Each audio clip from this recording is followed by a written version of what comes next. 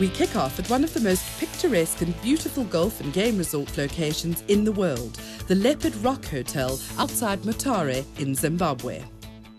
First time in Zimbabwe. Yeah, I never knew it was so beautiful here up in the north, at Leopard Rock, and decided while the guys were playing golf this morning I decided to go for a little horse ride. And my horse's name was Omega, and I think she took me for a nice ride. So I'm all good for. Just when the guys mentioned that first come to Zimbabwe, and a bit skeptical, but then always wanted to come here. But then they mentioned the couple of the names: Skalkberger Senior, Carl Duplessis, Charles Murray. Good bunch of boys, and obviously Peter Miller, and it was quite an easy decision to make. First things, you arrive at the club is in good condition. It's fantastic to be here. The field is looking good. It's always so inspiring to see, the young guys that not normally don't have the opportunity to play rugby or have balls, etc.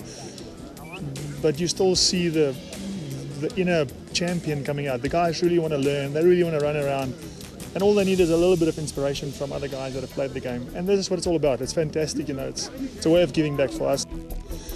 The group is almost split into two. You've got guys over 60 and you've got guys under 50. So it's lovely to be with Skalk Senior and Dani, Herbert and the boys. We've been listening to the most unbelievable stories that people normally pay money to listen to. We've had on tour. So really funny and always good to see Percy, involved in this, and so yeah, a very, very nice job. I really enjoyed it, and I'll do it again easily. Yeah, well, I think it's a challenge. Obviously, at high level, often as a coach you need the courage to start new things or change things. But I think at this level you often need patience. You've got to go out there and maybe determine the skills you want to transfer to the boys, whether it's maybe in the year one or the first year, 2 or 3 sets of skills, and then from there progressively build into it, and then they will become a better player over time. So really sort of sit down, plan it, start with 1 or 2 skills, don't overload them, work on the basics, and from there slowly but surely sort of pack the puzzle until it's a nicer, bigger picture. The sponsors were as encouraged. Oh, it's fantastic. We normally sponsor women, children, and also healthy, active lifestyle and the environment. So this fits in well with our healthy, active lifestyle brand pillar. We also sponsor the Zimbabwe Cheetahs Rugby and grassroots rugby in its entirety. So this fits in very well with what we're trying to achieve in the community. With the calibre of former greats in attendance, getting the right message across was key. I think most important is just get out there and have fun, but also just do the basics of the game. Having fun out there, and the basic principles of if it's kicking or if it's running straight or if it's hands up. As you see, they really enjoyed seeing some of the rugby legends.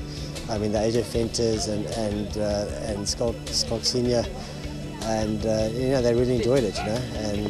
But there's a lot of skill here. I've got to really actually not surprised, but I had a nice group, guys a bit older, we could do more advanced things, which was great, it was great teaching them. The Zimbabwe Rugby Union was also on hand to lend their support. To us, we look at this as a very great development that's very welcome, and it's just one step that has started, and we look forward to growing. But look at this, you asked me about this weekend. It was a great experience for these 160-odd kids to have these legends come out here. And more so that the people who have brought them here, the partners, are people that have seen the need for this in this country. Development is what we just need. And who knows, a future beast may just emerge from this group.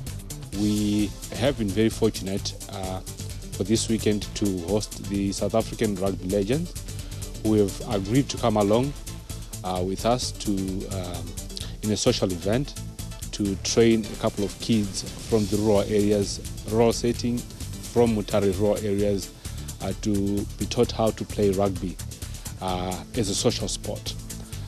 These gentlemen have kindly agreed to come and spend the whole weekend with us and spend extra time to play golf after their rugby clinic.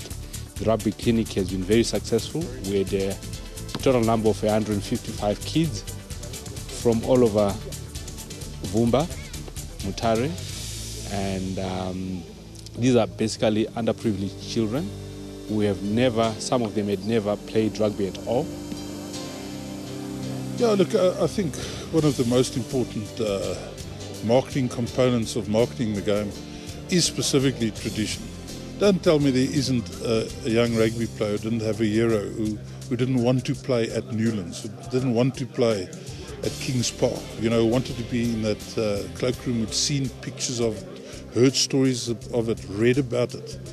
And, you know, we can all just play a game, we can all just be normal. But this is not what the game's about. The game's about doing special things, going out, you know, because international rugby is two countries playing against one another. You're playing for everybody back home. And tests are made or lost or won by special moments by people. And I believe traditions and reading about it and the history, it's like wars. You know, rugby is a war game. You know, many of the old generals read about the old battles and decisions that were taken many years. If you haven't got this component about tradition, because you're working with people, your ethos of people, and if you can't take that and let the person go beyond the 100% performance mark and do something specific, play the last 20 minutes when everybody's tired above himself. And those are the type of things that you're trying to, those characteristics you're trying to bring out in the game. And only when you talk about traditions and stuff do they come to the fore. Obviously in South Africa, we've got wonderful traditions, you know, and I think that's what's important. And if I just see how being here between wonderful old people here who know rugby and the young kids looking up at us and wanting to improve themselves, know more about the game, then I think we can do a lot more in South Africa.